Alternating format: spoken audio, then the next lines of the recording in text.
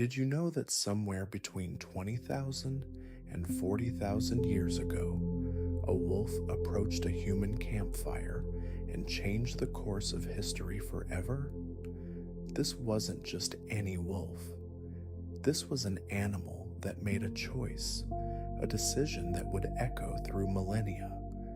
Imagine the scene.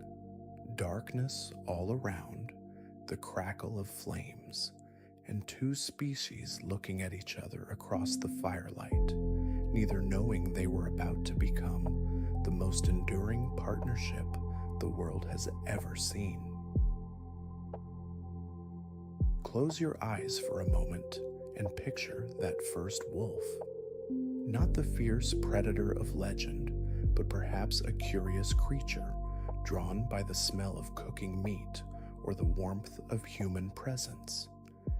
Scientists believe these early wolves were likely the bolder ones, the individuals willing to take a risk, to step closer to something unknown.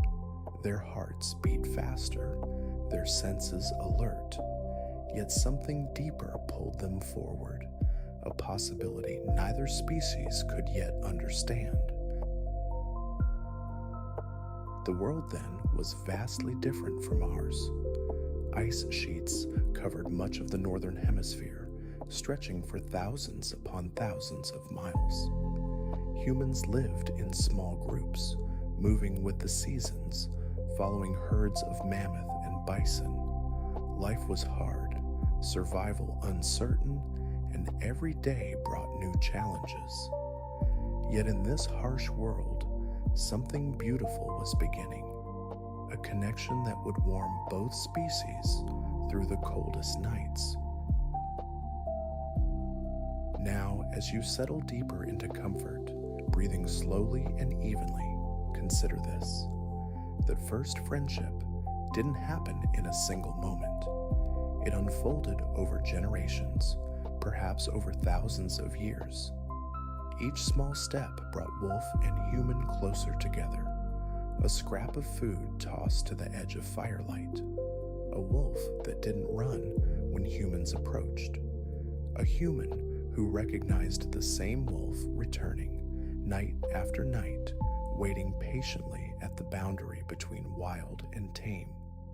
And if you're finding this journey into the past as soothing as I hope, perhaps you'd like to join our community by gently tapping that subscribe button and leaving a like to help others discover these calm explorations into history. The wolves that first approached humans were likely scavengers, animals that had learned to follow human hunting parties from a safe distance. They would wait until the humans had taken what they needed from a kill, then move in to claim the remains. This was a strategy, a way of surviving that required intelligence and observation. These wolves learned human patterns, understood human behavior, and in doing so, they began a transformation that would reshape their very bodies and minds. Genetic studies, using the most advanced techniques available to modern science, have traced the ancestry of all dogs back to ancient wolf populations. The DNA tells a story written in the language of genes, a narrative of gradual change and adaptation. Every dog alive today, from the tiniest companion to the largest working breed, carries within its cells the memory of those first wolves, the brave ones who chose a different path. The exact location where this transformation began remains a mystery that scientists continue to explore. Some evidence points to Europe, where ancient wolf bones show early signs of domestication. Other research suggests Central Asia, or perhaps even multiple locations simultaneously. The Earth holds its secrets carefully, revealing them only through patient excavation and study. Each archaeological site adds another piece to this ancient puzzle. Imagine the first human who reached out to touch a wolf's fur. The texture would have been coarse, thick, designed by nature to withstand bitter cold. The wolf might have flinched, or perhaps stood still, trembling slightly, caught between instinct and curiosity. That touch, that first physical connection, represented a bridge between two worlds. It was a moment of trust, fragile and precious, the foundation of everything that would follow. The benefits of this relationship flowed in both directions, like a river finding its natural course. Wolves gained access to reliable food sources and the protections of human camps. Humans gained alert guardians who could sense danger long before human senses detected it. The wolves' keen hearing could pick up the approach of predators or rival groups. Their sense of smell could track game across vast distances. Together, they were stronger than either could be alone. As generations passed, the wolves living alongside humans began to change in subtle ways. Their skulls became slightly shorter, their teeth a bit smaller. These weren't dramatic transformations happening overnight, but gradual shifts across hundreds and thousands of years.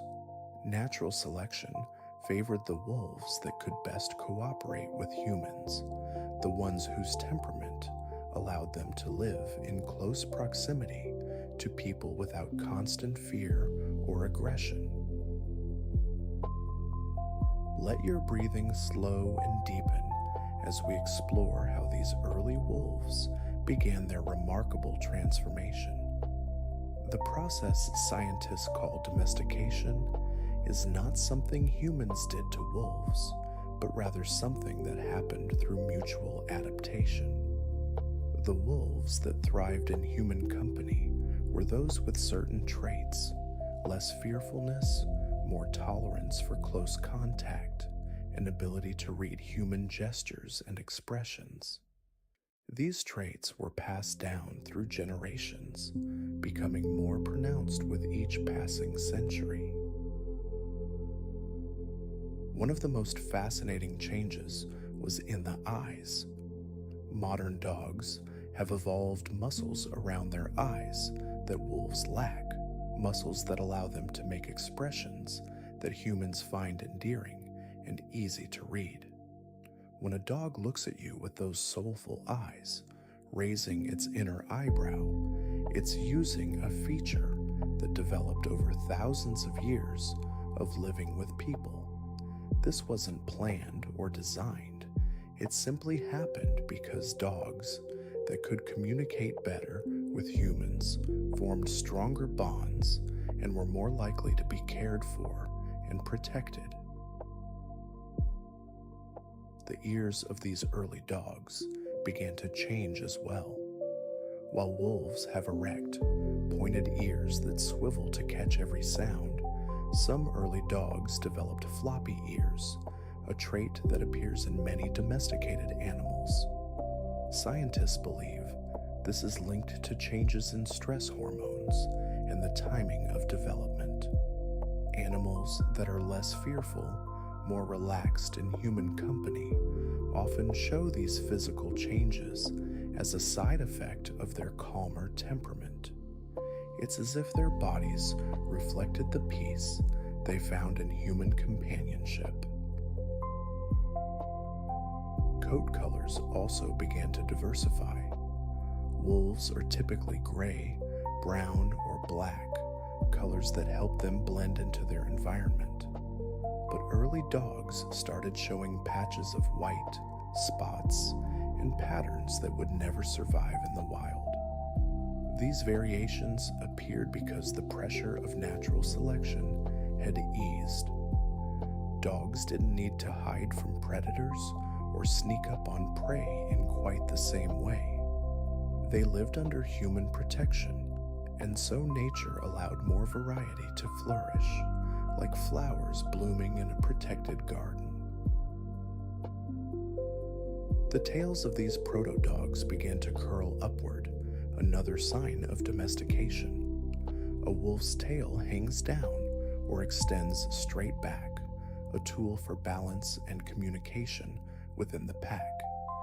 But many dogs developed tails that curl over their backs, a feature that serves no obvious survival purpose.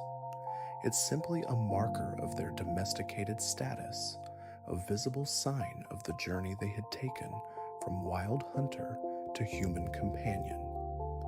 Each curled tail was like a flag, announcing a new kind of creature had entered the world. Perhaps you're wondering what these first dogs looked like. They probably resembled modern village dogs found in many parts of the world today. Medium-sized animals with mixed features, not yet specialized for any particular task. Their coats were likely short to medium length, their builds balanced and versatile. They were not yet the tiny companions or giant guardians we know today, but something in between, adaptable and resilient, shaped by the needs of survival rather than human preference. The size of these animals varied, but most were probably smaller than the wolves they descended from. Smaller animals require less food, an important consideration when resources were scarce. They also mature faster and reproduce more quickly, allowing beneficial traits to spread through the population more rapidly. Nature has a way of finding efficient solutions, and in this case, a slightly smaller body size offered advantages that helped these early dogs thrive in their new ecological niche alongside humans. Their behavior changed in profound ways as well. Wolves are cautious, wary of anything new or unfamiliar, but dogs developed a trait called neoteny, the retention of juvenile characteristics into adulthood. Adult dogs play more than adult wolves. They're more curious, more willing to explore and try new things. In a sense, dogs never fully grow up. They remain perpetual puppies in their outlook on life, and this playful, open nature made them perfect companions for humans who valued cooperation and loyalty. Communication between humans and these early dogs became increasingly sophisticated. Dogs learned to follow human pointing gestures, something even wolves raised by humans struggle to do. They learned to read human facial expressions, to understand tone of voice, to sense human emotions with remarkable accuracy. This wasn't training in the modern sense, but rather a gradual evolution of understanding built up over countless generations of living side by side, sharing food and shelter, facing dangers together.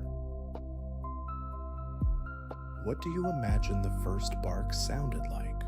Wolves rarely bark. They howl, growl, and whine, but barking is primarily a dog behavior. Scientists believe barking evolved as a way for dogs to communicate with humans, a sound that gets attention and conveys different meanings depending on pitch and rhythm. That first bark, whenever it occurred, was a new voice in the world, a sound that would echo through human history, warning of danger, announcing arrivals, expressing joy and excitement in a language both species could understand. Now let us settle into the warmth of those ancient fires, where the first dogs found their place in human society. Archaeological evidence shows that dogs were buried with care, sometimes alongside their human companions, suggesting a bond that went beyond mere utility. These weren't just working animals, they were family members, friends, beings whose presence brought comfort and companionship to people living in a harsh and uncertain world. The fire crackled, the dogs slept nearby, and for both species, the night seemed a little less dark. The daily life of these early dogs revolved around the rhythms of human activity. They would wake when the camp stirred, follow hunting parties into the wilderness, or stay behind to guard the settlement. Their keen senses made them invaluable sentries, alerting humans to approaching animals or strangers long before human eyes or ears detected anything amiss. In return, they received food, warmth, and protection. It was a fair exchange, a partnership built on mutual benefit and growing affection. Puppies born in these early human camps would have been socialized to human presence from their first moments of life. They would hear human voices, feel human touch, learn that humans were part of their pack. This early socialization created bonds that lasted a lifetime, bonds that were passed down through generations, not just culturally, but genetically. The puppies that were most comfortable with humans grew up to have puppies of their own, and with each generation, the connection deepened and strengthened. The diet of these early dogs was quite different from modern pet food. They ate scraps from human meals, bones with bits of meat still clinging to them, organs and parts that humans didn't prefer. They also hunted small prey on their own, supplementing their diet with whatever they could catch. This varied diet shaped their digestive systems, making them more adaptable than their wolf ancestors. Dogs evolved the ability to digest starches more efficiently, a change that occurred as humans began cultivating grains and sharing their agricultural bounty. Sleep patterns also shifted. Wolves are primarily crepuscular, most active at dawn and dusk, but dogs adapted to human schedules, becoming more flexible in their activity patterns. They learned to sleep when humans slept, to be alert when humans needed them. This flexibility, this willingness to adjust to human rhythms, was another key to their success. They became not just companions, but true partners, synchronized with human life in ways that went beyond simple training or conditioning. The warmth of the fire was precious in the Ice Age world, and dogs learned to position themselves where they could absorb that heat without getting in the way of human activities. They would curl up just beyond the brightest flames, close enough to feel the warmth radiating outward, far enough to avoid sparks and smoke. In the coldest nights, humans and dogs might have huddled together for warmth, sharing body heat, each providing comfort to the other. These moments of physical closeness strengthened bonds in ways that words never could. Children and puppies likely played together, tumbling in the dirt, learning social skills from each other. Human children learned gentleness and responsibility, while puppies learned to moderate their bite strength and respect human boundaries. These early lessons in interspecies cooperation laid the groundwork for the deep bonds between children and dogs that persist to this day. The laughter of children and the playful yips of puppies would have been common sounds in these ancient camps, moments of joy in a difficult world. When hunting parties left the camp, dogs would accompany them, their noses leading the way to game trails and fresh scents. They could track wounded animals through dense brush, retrieve birds that fell in water or thick vegetation, and help drive prey toward waiting hunters.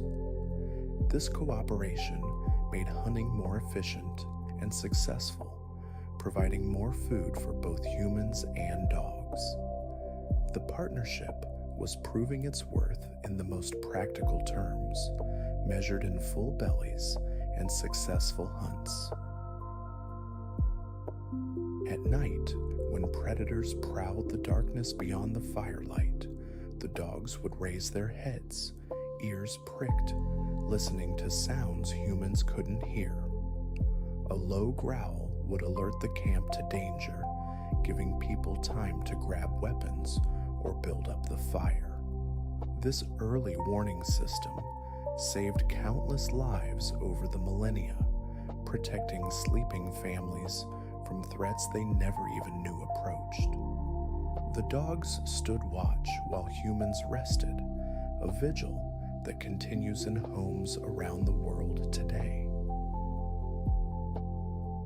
Have you ever wondered what it felt like for those first humans to have a dog's loyalty? To know that this animal, descended from wild hunters, had chosen to stand beside them, to share their fate? It must have been a profound comfort, a source of security and companionship that enriched their lives in countless ways. And perhaps, as you think about this ancient bond, you might share your own thoughts in the comments below. Do you feel that same connection with dogs today? Does knowing this history deepen your appreciation for these remarkable animals? Let your mind drift now into the realm of science, where researchers have uncovered the biological basis of the human-dog bond. When a person looks into a dog's eyes, both human and a dog experience a surge of oxytocin, the same hormone that bonds mothers to their babies. This chemical connection creates feelings of love, trust, and attachment. It's a biological loop that reinforces the relationship, making both species feel good in each other's presence. Nature found a way to chemically seal the partnership that began so long ago. This oxytocin response is unique to the dog-human relationship. It doesn't occur between humans and wolves, even wolves raised from puppies by people. Something changed during domestication, some rewiring of neural pathways that allowed dogs to tap into the human bonding system. They essentially hacked into the circuitry that evolution designed for human parent-child relationships, and in doing so, they secured a permanent place in human hearts and homes. Brain scans of dogs show that they process human voices in similar ways to how humans process voices. The sound of a familiar human voice activates pleasure centers in a dog's brain, creating positive emotions. Dogs can distinguish between happy and angry tones, between praise and scolding, even when the words themselves are meaningless to them. They've become experts at reading the emotional content of human speech, a skill that developed over thousands of years of listening to human voices around the fire. The genetics of domestication reveal fascinating patterns. Scientists have identified specific genes that differ between dogs and wolves, genes involved in behavior, digestion, and even appearance. Some of these genes affect the production of stress hormones, making dogs naturally calmer and less reactive than wolves. Others influence social behavior, making dogs more inclined to seek out human company and cooperation. Each genetic change was a small step on the long journey from wild predator to beloved companion. One particularly interesting discovery involves a gene called WBSCR17. In humans, Changes to this gene region are associated with Williams-Beuren syndrome, a condition that makes people extremely friendly and trusting. Dogs have variations in this same genetic region, variations that may contribute to their sociable, trusting nature. It's as if evolution used similar genetic tools to create friendliness in both species, a convergent solution to the challenge of living together in harmony. The digestive systems of dogs evolved to handle a more varied diet than wolves can tolerate. Dogs produce more of an enzyme called amylase, which breaks down starches. This adaptation occurred as humans transitioned from hunting and gathering to agriculture, when grains became a larger part of the human diet. Dogs that could digest these new foods thrived, while those that couldn't struggled. Once again, the partnership shaped both species, changing dogs at the molecular level to better fit into human society. Researchers have also studied how dogs perceive time and memory. Dogs remember people and places. They anticipate regular events. They can distinguish between short and long absences. Their sense of time isn't like ours, measured in hours and minutes, but rather in patterns and rhythms. They know when it's time for meals, when their humans usually return home, when it's time for walks or play. This temporal awareness helped them integrate into human routines, becoming synchronized with the daily rhythms of human life. The emotional lives of dogs are rich and complex. They experience joy, fear, anxiety, and contentment. They can feel jealousy when attention is given to another dog, and they show signs of grief when separated from loved ones. These emotions aren't anthropomorphism or projection. They're real states that can be measured through behavior, hormone levels, and brain activity. Dogs feel, and in feeling, they connect with us on a level that transcends species boundaries. Studies of dog cognition reveal abilities that surprise even experienced researchers. Dogs can learn hundreds of words, understand pointing gestures better than chimpanzees, and even perform simple mathematical tasks. They can categorize objects, remember sequences, and solve problems through observation and trial. Their intelligence isn't like human intelligence. It's specialized for social cooperation and communication, honed by millennia of living alongside people who valued these very traits. Perhaps most remarkably, dogs seem to understand fairness and cooperation. In experiments, dogs show reluctance to perform tasks if they see another dog being rewarded more generously for the same work. They cooperate with each other and with humans to achieve goals neither could accomplish alone.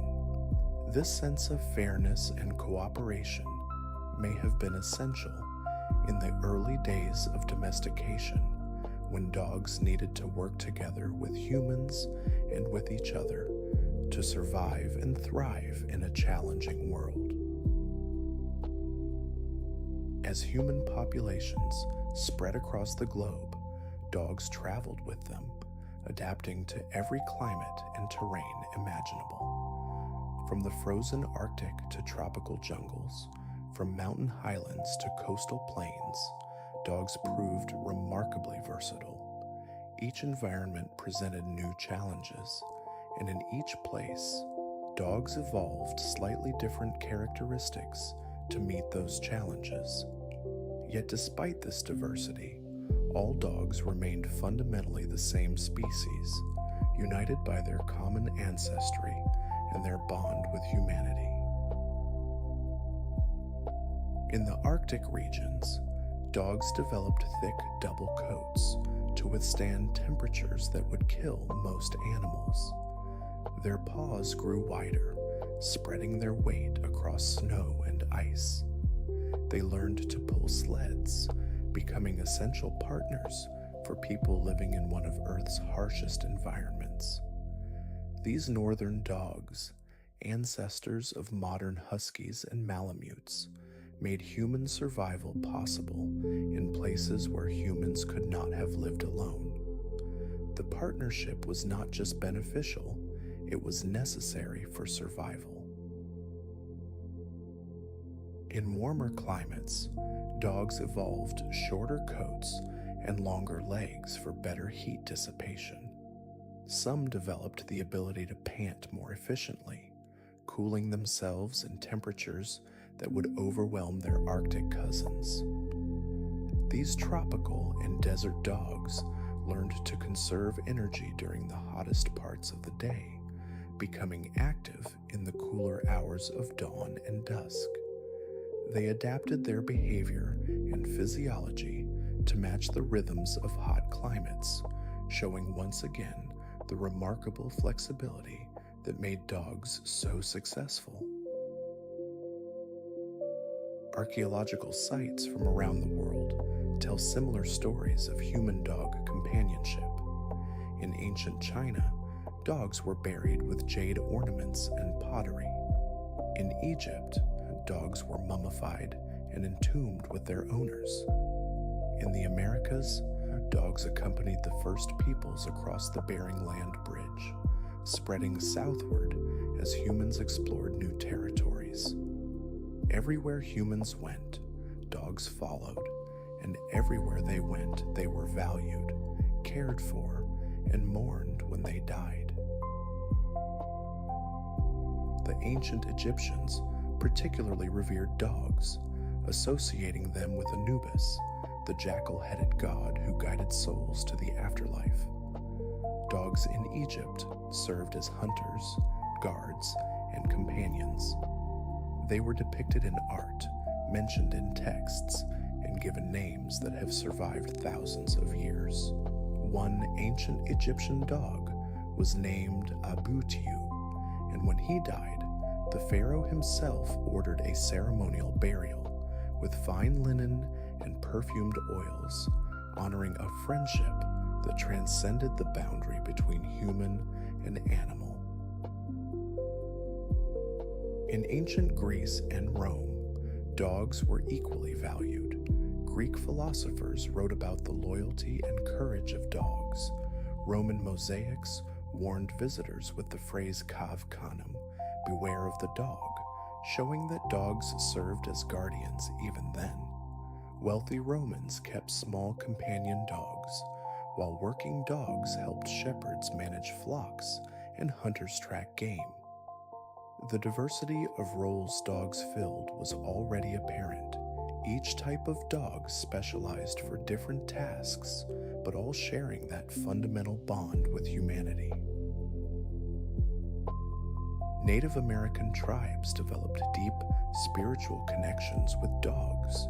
Dogs carried supplies, helped with hunting, and provided warmth on cold nights. Some tribes believed dogs could guide human souls after death, serving as spiritual companions in the next world as they had been physical companions in this one.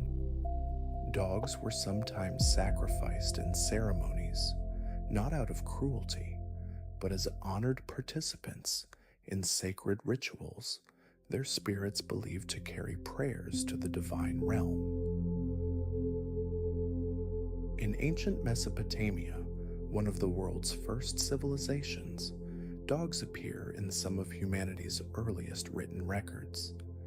Clay tablets describe dogs used for hunting and guarding. Cylinder seals show dogs accompanying their owners. Medical texts even include treatments for sick dogs, showing that people cared enough about their canine companions to seek healing for them. This medical care, this investment in a dog's well-being, speaks to a relationship that went far beyond simple utility. The Polynesians brought dogs with them on their incredible voyages across the Pacific Ocean, traveling thousands of miles in outrigger canoes to settle remote islands. These dogs had to be calm enough to endure weeks at sea, adaptable enough to thrive on islands with unfamiliar plants and animals. The fact that people chose to bring dogs on these dangerous journeys, using precious space in their canoes, shows how essential dogs had become to human life and culture. What strikes you most about this global story? The fact that independently, across continents and cultures, humans and dogs formed the same bond, that whether in ice or desert, jungle or grassland, the partnership endured and flourished? Perhaps you'd like to share in the comments which ancient culture's relationship with dogs interest you most. Did any of these stories surprise you or change how you think about the history we share with our canine companions?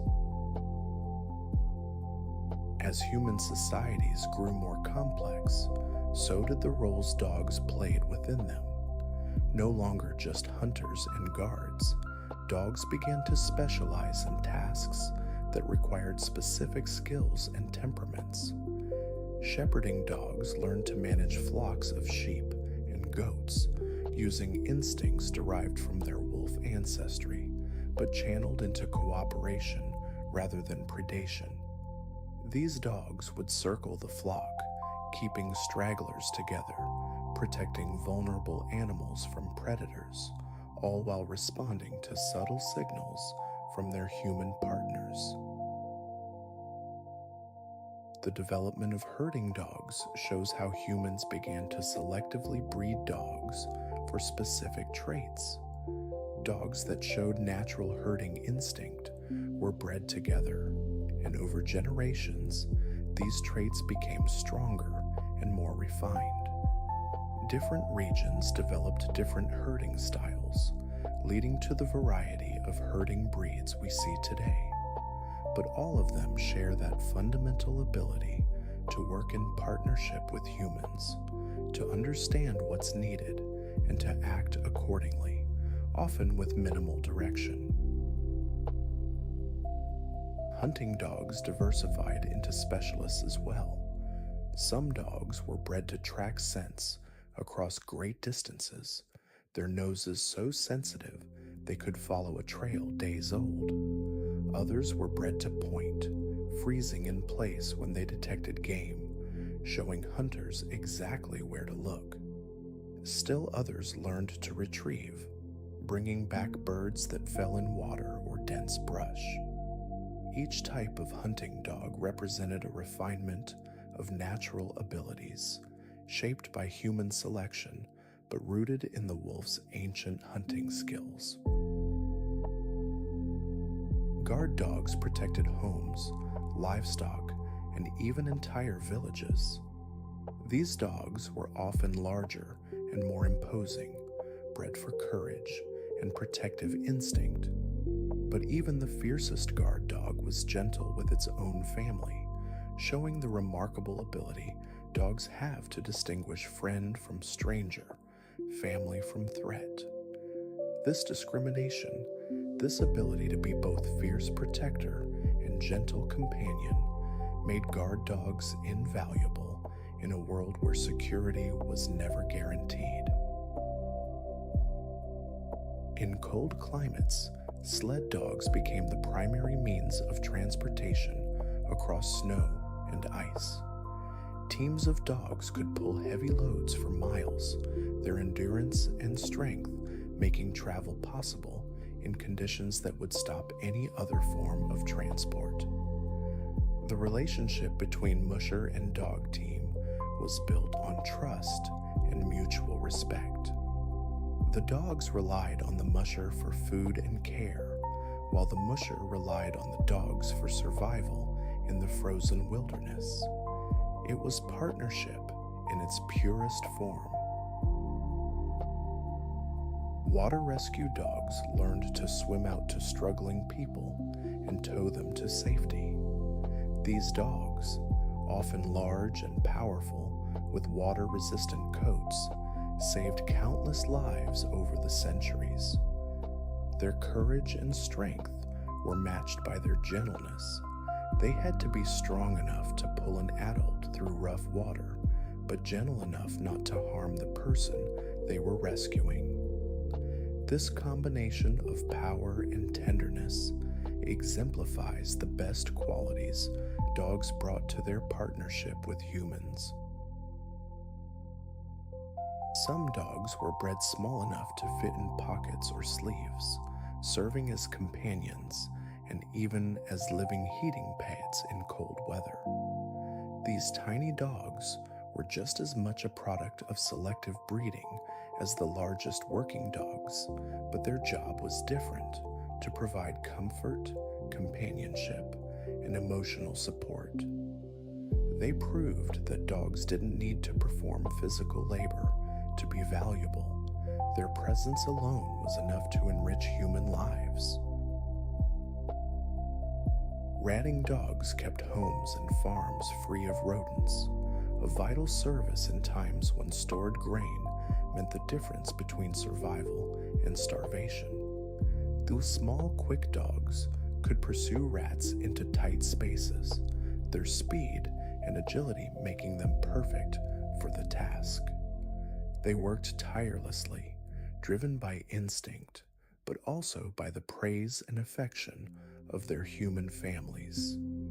Even this humble task was performed with the same dedication and partnership that characterized all dog work. War dogs served alongside soldiers, carrying messages, detecting danger, and providing comfort in the midst of chaos. These dogs faced the same dangers as the soldiers they served with, and many gave their lives in service. The bond between soldier and war dog was often profound, forged in shared hardship and danger. These dogs showed that loyalty and courage weren't uniquely human traits. They were qualities dogs possessed in abundance and were willing to share with their human partners. Each of these working roles emerged from the same source, that ancient partnership formed around a fire thousands of years ago. The diversity of dog breeds and jobs shows the flexibility of the dog-human bond, its ability to adapt to any need, any environment, any challenge. Dogs became whatever humans needed them to be, not through coercion, but through a willing partnership that benefited both species. It's a testament to the strength and depth of the connection that began so long ago. Take a slow, deep breath and let us explore the remarkable communication that developed between humans and dogs. This wasn't a language of words, but something deeper and more intuitive. Dogs learned to read human body language with extraordinary precision, noticing subtle shifts in posture, changes in facial expression, even alterations in breathing patterns. They became experts at interpreting human emotion and intention, often understanding what we want before we fully articulate it ourselves. Humans, in turn, learned to read dog signals. The position of a tail, the angle of ears, the tension in a body, all these became a vocabulary that humans could interpret. A wagging tail meant happiness and excitement, though the speed and height of the wag conveyed nuances of emotion. Ears pulled back might signal fear or submission, while ears forward showed alertness and interest. Over time, this mutual understanding became so natural that it felt almost telepathic, though it was simply the result of thousands of years of close observation and adaptation. The play bow, that distinctive posture where a dog lowers its front end while keeping its rear elevated, is a universal invitation to play. This gesture appears in wolves as well, but dogs use it more frequently and in more contexts. They'll play bow to other dogs, to humans, even to other species. It's a clear, unambiguous signal that says what follows is play, not aggression. This ability to signal intent helped dogs integrate into human society, making their behavior predictable and their intentions clear. Eye contact between humans and dogs carries meaning that doesn't exist between humans and wolves. Wolves find direct eye contact threatening, a challenge, or a sign of aggression. But dogs learned to use eye contact to communicate with humans, to request attention, to show affection, to ask for help. When a dog looks into your eyes, it's using a form of communication that evolved specifically for the human-dog relationship, a gaze that bridges the gap between species. Vocalizations became more varied in dogs than in wolves.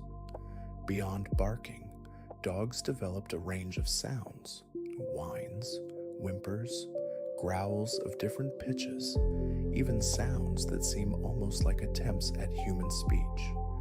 Each sound carries meaning, and humans learned to distinguish between a bark that means stranger approaching and a bark that means I want to play. This vocal flexibility made dogs better communicators with humans, able to convey a wider range of needs and emotions. Touch became a language of its own. Dogs learned that humans use touch to show affection, and they sought out that contact, leaning against human legs, resting their heads on human laps, curling up against human bodies during sleep. This physical closeness released those bonding hormones we discussed earlier, creating a feedback loop of affection and attachment. The simple act of petting a dog lowers blood pressure and reduces stress in humans, while the dog experiences similar calming effects. Dogs developed the ability to follow human pointing gestures, a skill that seems simple but is actually quite sophisticated. Even chimpanzees, our closest genetic relatives, struggle with this task. But dogs understand that when a human points, they should look in that direction, that the gesture carries information about something distant and unseen. This ability suggests that dogs evolved to pay attention to human communication in ways that other animals, even very intelligent ones, do not. The concept of names emerged in this communication system. Dogs learned to recognize their individual names, to respond when called, to distinguish their name from other words and sounds. This wasn't just conditioning, though that played a role. It was recognition that they were individuals, that they had an identity within the human social group. When a human called a dog's name, it was an acknowledgement of relationship, a verbal bond that reinforced the physical and emotional connections already present. Scent communication remained important as well. Dogs would mark territory, leaving scent messages for other dogs. But they also learned to use scent to track humans, to find their way home, to identify individuals, even in crowds. A dog's nose contains up to 300 million scent receptors, compared to about 6 million in humans. This means dogs experience the world through smell in ways we can barely imagine. a rich tapestry of scent information that guides their behavior and understanding. Think about Let your muscles relax completely as we explore the therapeutic power of the human-dog bond. Modern research has confirmed what ancient peoples knew intuitively, that dogs have a healing presence. Simply being near a dog can lower blood pressure, reduce anxiety, and ease depression. Therapy dogs visit hospitals, nursing homes, and schools, bringing comfort to people in distress. But this healing power isn't new. It's been part of the relationship from the very beginning, when the presence of a dog by the fire made the night less frightening and the world less lonely. Studies For elderly people, dogs provide structure and purpose. The need to walk a dog, to feed and care for it, gives a reason to get up each day, to maintain routines and stay active. The companionship combats loneliness, a serious health risk for older adults. The physical contact, the warmth of a dog's body, the simple presence of another living being, all these contribute to better mental and physical health. Dogs don't judge, they don't criticize, they simply offer unconditional acceptance and love. Service dogs assist people with disabilities, performing tasks that enable independence and safety.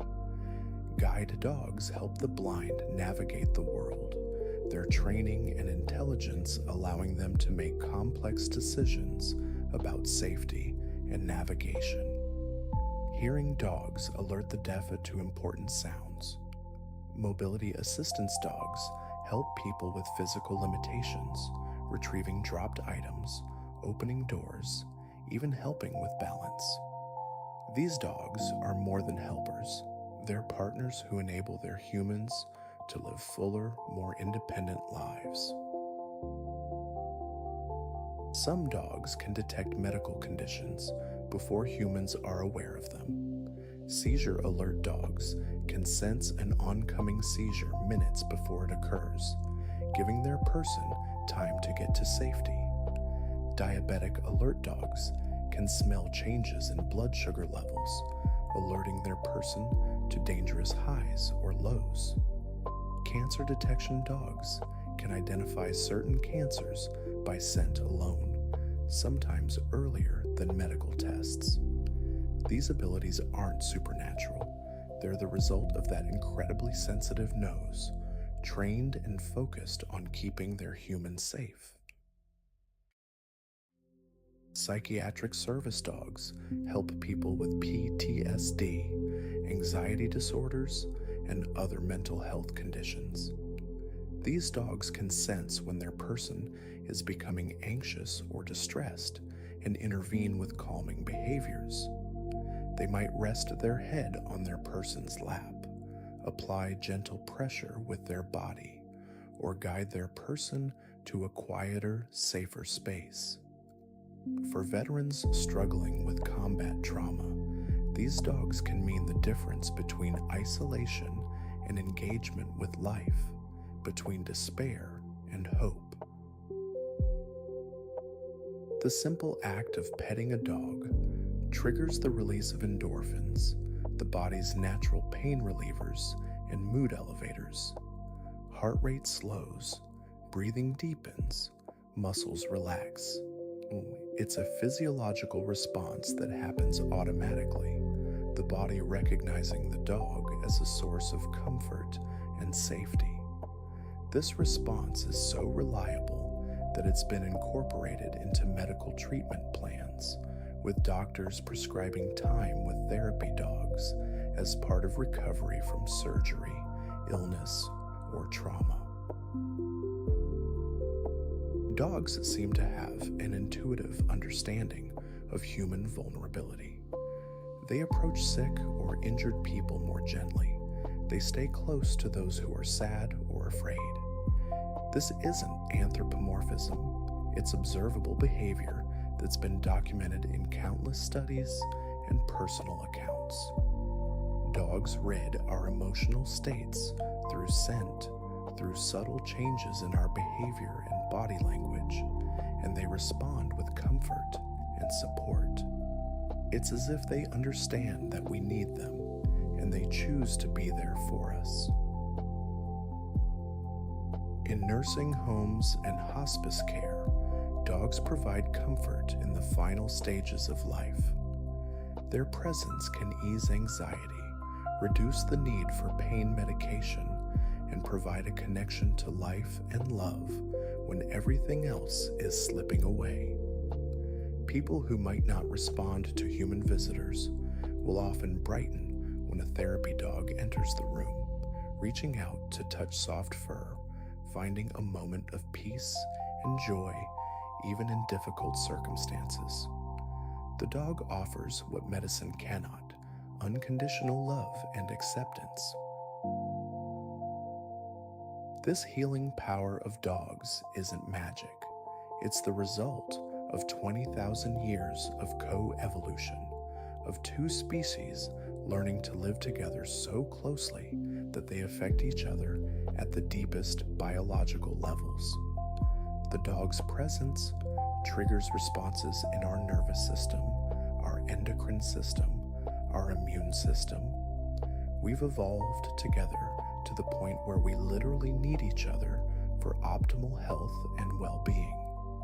It's a partnership written into our very biology, a bond that heals simply by existing. Allow your breathing to become even slower and more rhythmic as we contemplate the remarkable diversity of dog breeds. From the tiny Chihuahua, weighing just a few pounds, to the massive Great Dane, standing taller than many humans, all dogs are the same species. This range of size and form is unmatched in any other mammal.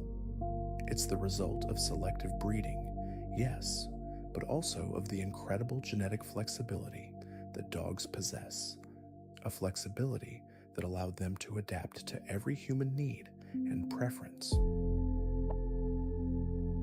The skull shapes of dogs vary more than those of any other species. Some breeds have long, narrow skulls built for speed and scent tracking. Others have short, flat faces that humans find endearing, though these can sometimes cause breathing difficulties. Still others have skulls shaped for strength, with powerful jaws and thick bone structure. Each shape represents an adaptation to a specific purpose, a physical manifestation of the role that breed was developed to fill.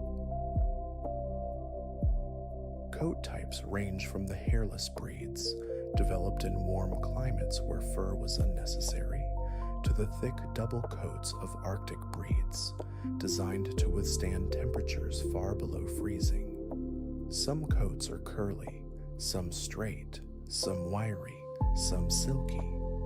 Colors and patterns include solid blacks and whites, intricate brindles, spotted patterns, and gradients of brown and gold. Each variation arose through selective breeding, but all trace back to those first wolves who approached the fire. Leg length varies dramatically as well. Some breeds have legs so short they're close to the ground, originally bred to pursue prey into burrows.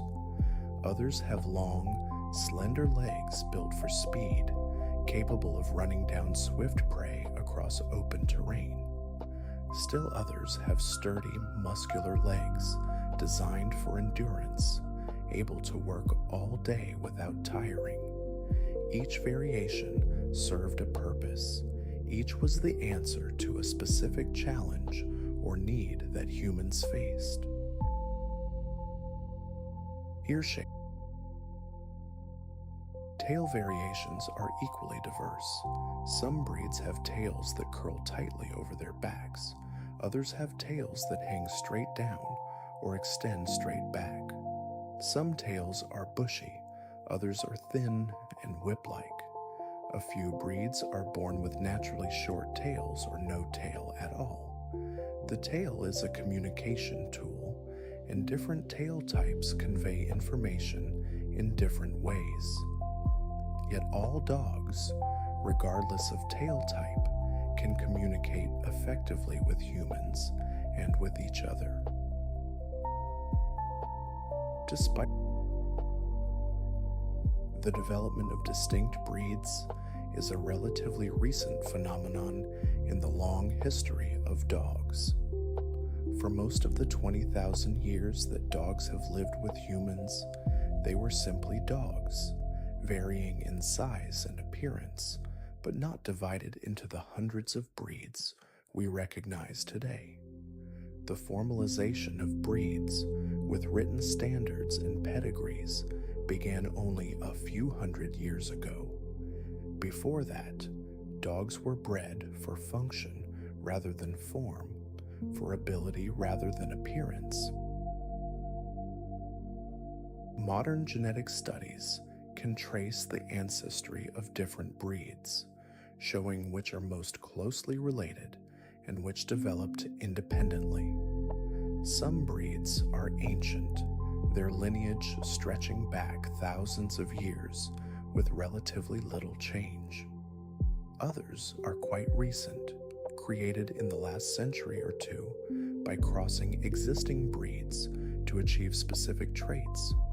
But all of them, from the most ancient to the most modern, carry the genetic signature of those first domesticated wolves, the pioneers of the human-dog partnership. What's your favorite breed, or do you appreciate the mixed breed dogs that combine traits from multiple lineages? Each type of dog has its own beauty, its own strengths, its own personality. The diversity of dogs reflects the diversity of human needs and preferences, but it also shows the remarkable adaptability of the species. From that single ancestral population of wolves, nature and human selection created hundreds of distinct forms, each one a testament to the flexibility and resilience of the dog genome. Share in the comments which type of dog speaks to your heart. Let your eyelids grow heavy as we explore the sensory world of dogs, a world quite different from our own. A dog's sense of smell is its primary way of understanding the environment. While humans that have about 6 million scent receptors in their noses, dogs have up to 300 million. The part of a dog's brain devoted to analyzing smells is proportionally 40 times larger than ours. This means dogs experience a world of scent we can barely imagine, a rich tapestry of information that tells them about everything around them. Dogs can smell things we cannot detect at all. They can smell fear, literally detecting the chemical changes in human sweat when we're anxious or afraid. They can smell illness, detecting cancers and infections through subtle changes in body chemistry. They can smell the passage of time, distinguishing between a scent trail that's hours old and one that's days old. This ability made them invaluable to early humans who relied on dogs to track game, detect danger, and find their way home across vast distances. Hearing is another sense where dogs excel. They can hear frequencies up to 65,000 hertz, while humans top out around 20,000. This means dogs hear sounds that are completely inaudible to us, high-pitched squeaks of small animals, ultrasonic calls, distant noises that haven't yet reached human ears. Their ears can move independently, swiveling to pinpoint the source of a sound with remarkable accuracy. This acute hearing made them excellent sentries, alerting humans to approaching danger long before it became visible. Vision in dogs is different from human vision in interesting ways. Dogs see fewer colors than humans. Their world is primarily blues, yellows, and grays. They don't see reds and greens the way we do. However, they're much better at detecting motion, even at great distances. They can see in much dimmer light than humans, thanks to a reflective layer behind their retinas called the tapetum lucidum, the same structure that makes their eyes glow in flashlight beams. This night vision was crucial for early dogs, allowing them to guard camps and hunt in low-light conditions. The sense of touch is highly developed in dogs, particularly in their whiskers and paw pads. Whiskers are sensitive to air currents and can detect objects in the dark, helping dogs navigate when vision is limited. Paw pads contain numerous nerve endings that provide information about texture, temperature, and terrain. Dogs can feel vibrations through their paws, sensing approaching footsteps or distant thunder. This tactile sensitivity helps them move confidently through their environment, even in complete darkness. Taste in dogs is less refined than in humans. They have only about 1,700 taste buds compared to our 9,000. This might seem like a disadvantage, but it allowed dogs to eat a wider variety of foods without being put off by strong or unusual flavors.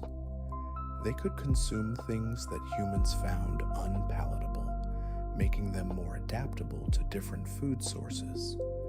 However, dogs do have taste preferences. They generally prefer meat flavors and can distinguish between different types of proteins. Dogs have a special organ that humans lack, called the vomeronasal organ, or Jacobson's organ. Located in the roof of the mouth, this organ detects pheromones, chemical signals that carry information about reproductive status, emotional state, and individual identity. When a dog curls its lip and appears to be grimacing, it's actually drawing air over this organ to better analyze scents. This ability to detect pheromones gives dogs access to a layer of communication that's invisible to humans. The integration of all these senses creates a rich, multidimensional perception of the world. Where humans rely primarily on vision, dogs combine input from smell, hearing, and vision to build a complete picture of their environment. They notice things we miss, they perceive patterns we can't detect, they experience reality in ways we can only imagine. This different way of sensing the world is part of what makes dogs such effective partners. They complement our abilities, filling in gaps in our perception.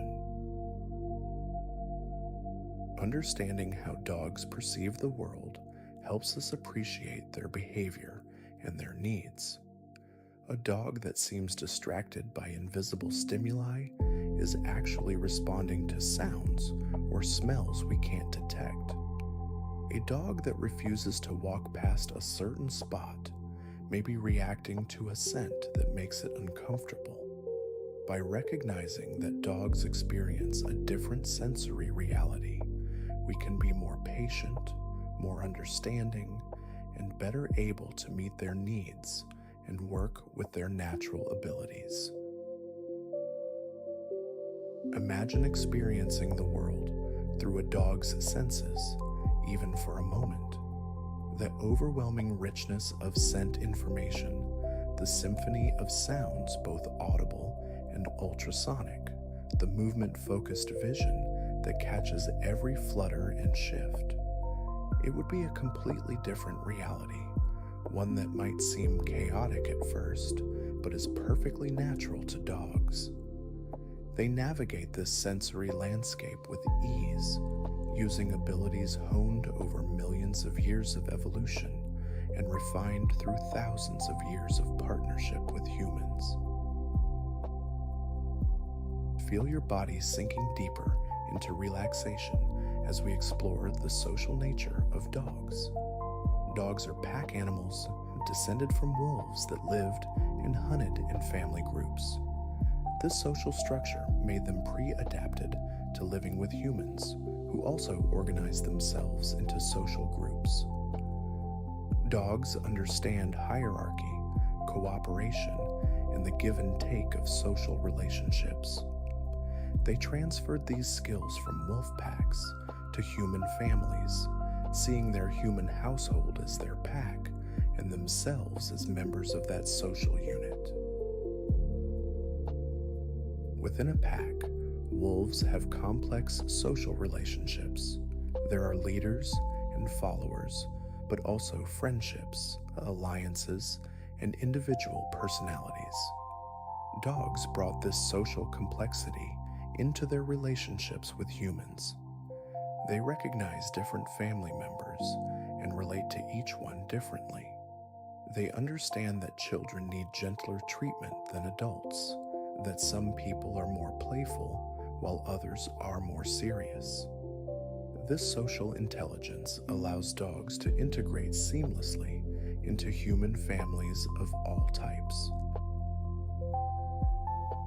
Play is an important part of dog social behavior.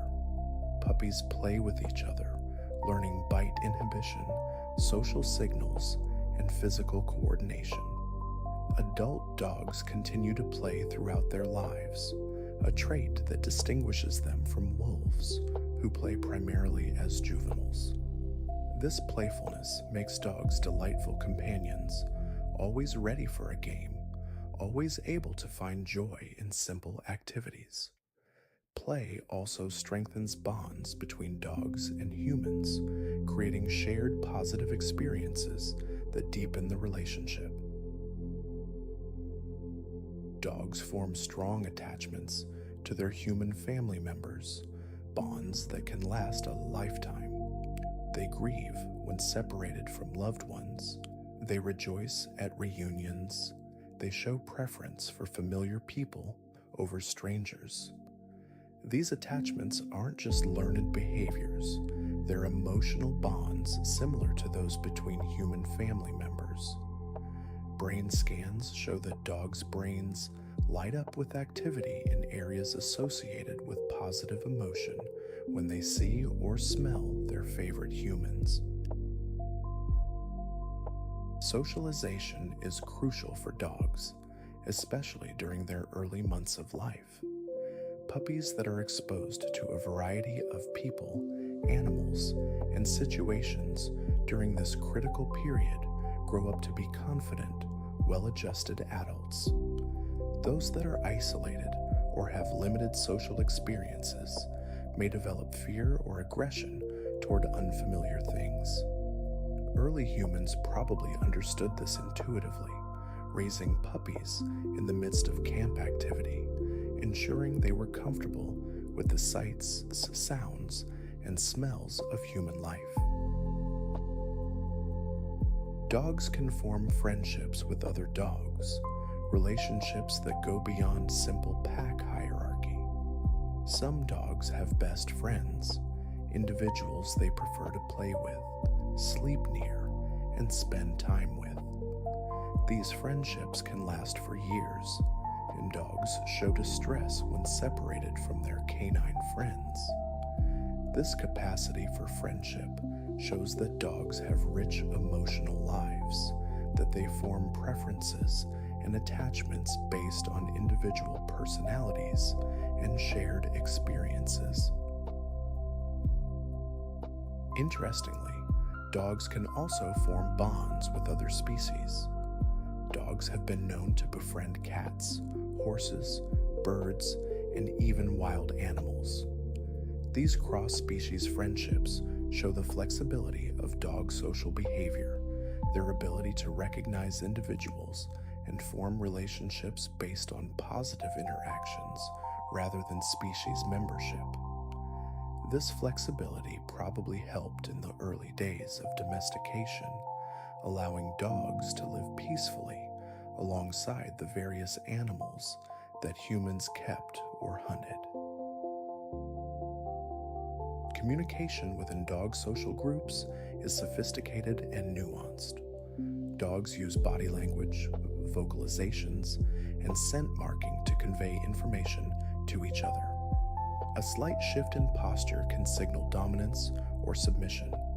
A particular bark pattern can mean play or warning. Scent marks left on trees or posts carry information about the individual dog's identity, health, and reproductive status. This complex communication system allows dogs to maintain social order and avoid unnecessary conflict. The concept of fairness appears in dog social behavior. Studies show that dogs react negatively when they see another dog being rewarded more generously for the same task. They'll refuse to participate, showing what appears to be a sense of inequity. This suggests that dogs have expectations about how social interactions should work, that they understand reciprocity and fairness. These social expectations probably helped maintain cooperation in early dog-human partnerships, ensuring that both parties felt the relationship was balanced and beneficial. Have you noticed how dogs seem to understand human social dynamics? They know when there's tension in a household, they respond to changes in family structure, they comfort family members who are upset. This social awareness is part of what makes dogs such wonderful companions. They're not just pets, they're social partners who participate in family life, who care about the emotional well-being of their human pack members. What social behaviors have you noticed in dogs? Share your observations in the comments. Let your thoughts drift gently as we consider the daily rhythms that dogs and humans share. Dogs are naturally crepuscular, most active at dawn and dusk, but they adapted their schedules to match human patterns. They learned to sleep through the night when humans slept, to be alert during the day when humans were active. This flexibility in circadian rhythms was another key to successful domestication, allowing dogs to synchronize their lives with ours in ways that wild animals cannot. Sleep patterns in dogs are different from humans. Dogs sleep more hours per day, but their sleep is lighter and more fragmented. They can wake instantly from sleep, alert and ready to respond to any disturbance. This vigilance served early humans well, as dogs could rest while still maintaining awareness of their surroundings. Even in deep sleep, a dog's ears remain active, swiveling towards sounds, ready to wake the dog if something important occurs. Dogs dream just as humans do. During REM sleep, you can see their eyes moving beneath closed lids, their paws twitching as if running, their lips moving as if barking. Brainwave patterns during dog dreams are similar to those in humans, suggesting that dogs experience similar dream states. They may be reliving the day's activities, processing experiences, or perhaps dreaming of ancient hunts and long-ago fires. We can't know for certain, but the similarity to human dreaming is striking. The lifespan of dogs is shorter than that of humans, a fact that brings both joy and sorrow to the relationship. Most dogs live between 10 and 15 years, though some live longer and others shorter, depending on size and breed. This means that humans often share their lives with multiple dogs over the course of a lifetime, each one leaving its mark, each one teaching lessons about love, loss, and the preciousness of time. The brevity of a dog's life makes every moment more valuable. Puppyhood is a time of rapid growth and learning. In just a few months, a puppy transforms from a helpless newborn to a capable young dog. They learn to walk, to eat solid food, to communicate with other dogs and with humans. Their brains are incredibly plastic during this time, absorbing information and forming neural connections at an astonishing rate. Early humans would have witnessed this transformation repeatedly, marveling at how quickly puppies grew and learned. Adolescence in dogs, like in humans, can be a challenging time. Young dogs test boundaries, their hormones surge, they may become more independent or rebellious. But this phase passes, and with patient guidance, adolescent dogs mature into reliable adults.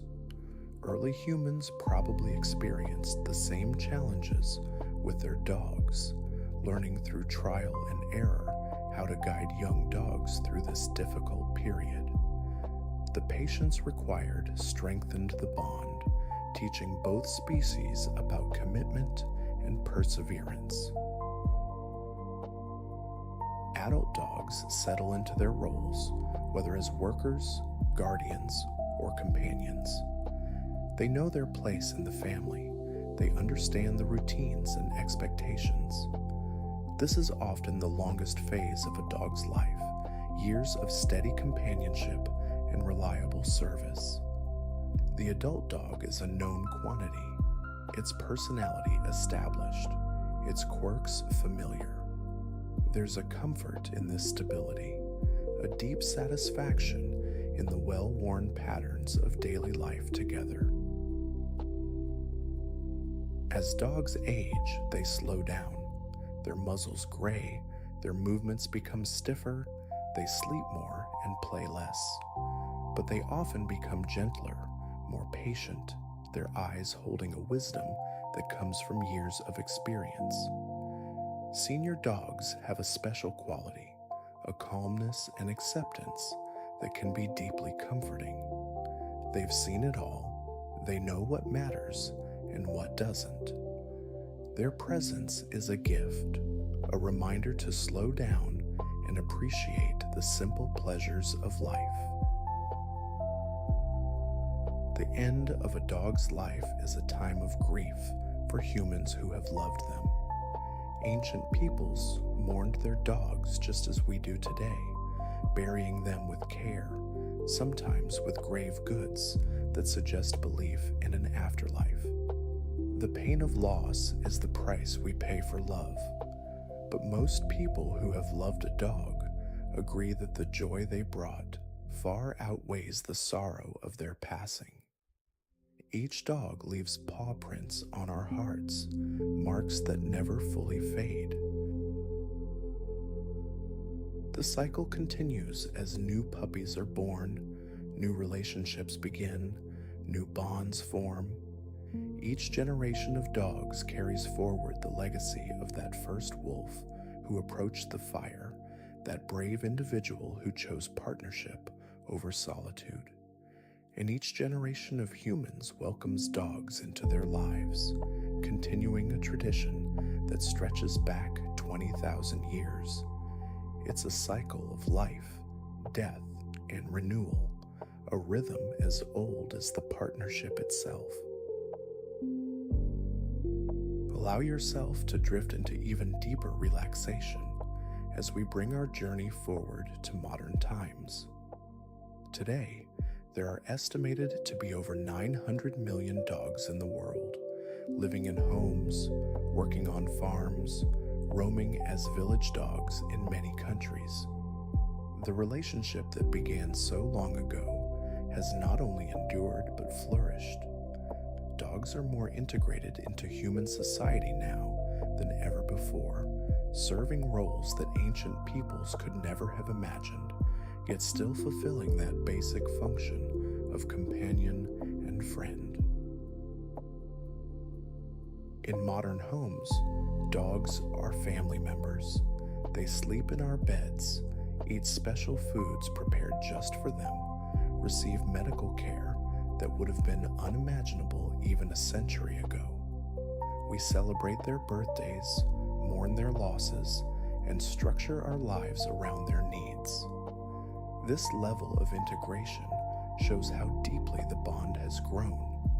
Dogs aren't just useful animals, they're beings we love, individuals whose well-being matters to us as much as that of our human family members.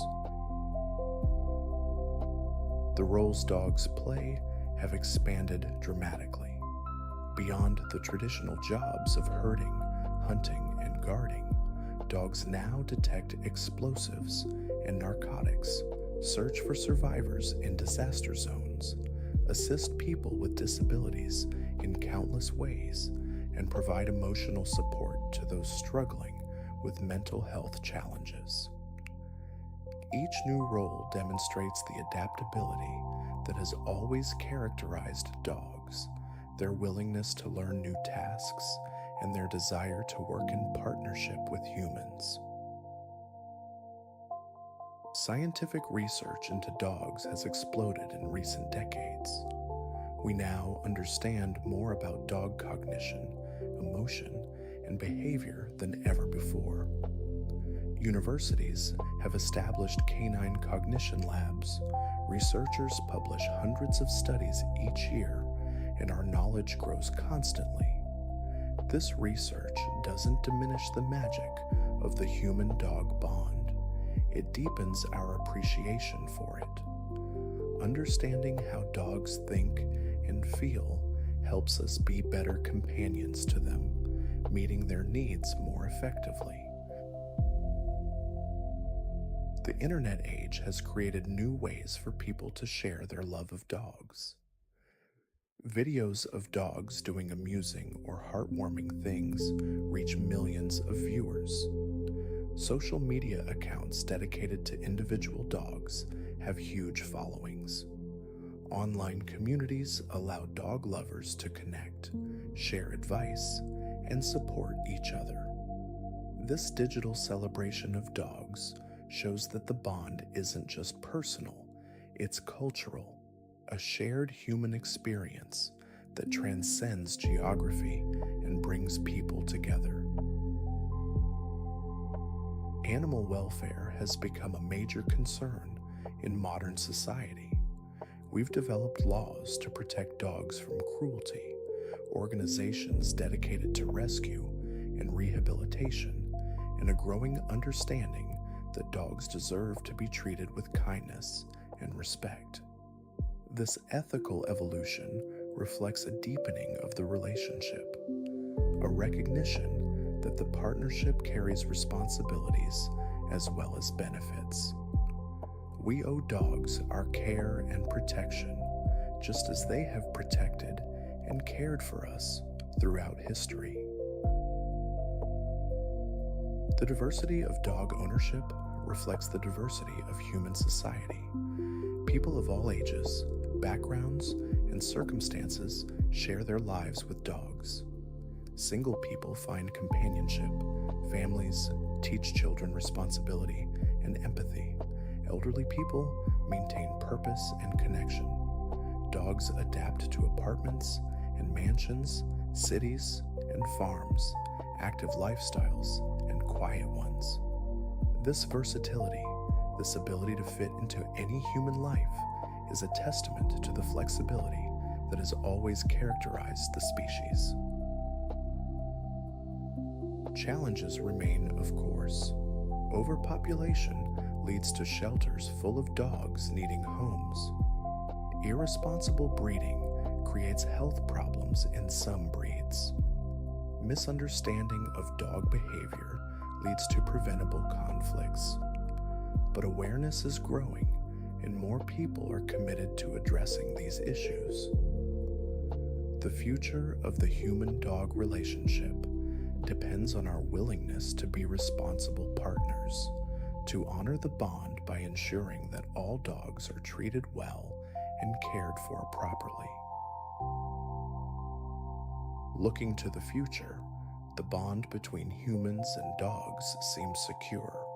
As long as there are humans, there will likely be dogs beside them. New technologies may change how we care for dogs.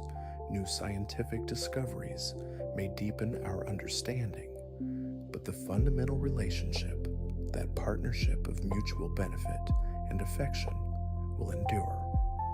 It has survived ice ages and migrations, wars and peace, the rise and fall of civilizations. It will continue because it meets deep needs in both species. What does the future hold for your relationship with dogs? Whether you currently share your life with a dog or hope to someday, the bond is there, waiting to be formed or renewed.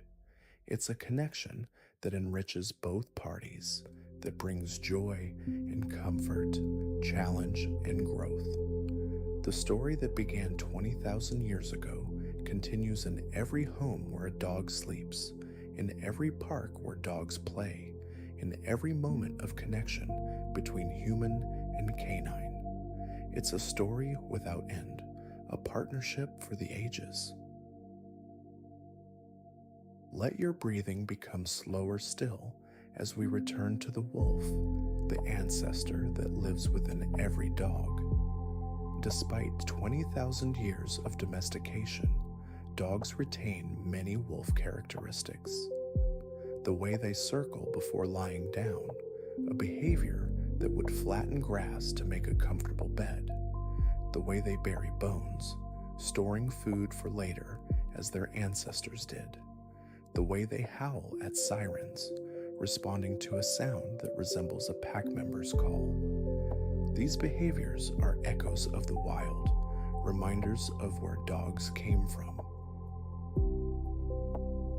The predatory sequence, the series of behaviors wolves use when hunting, still exists in dogs, though it's often incomplete or redirected.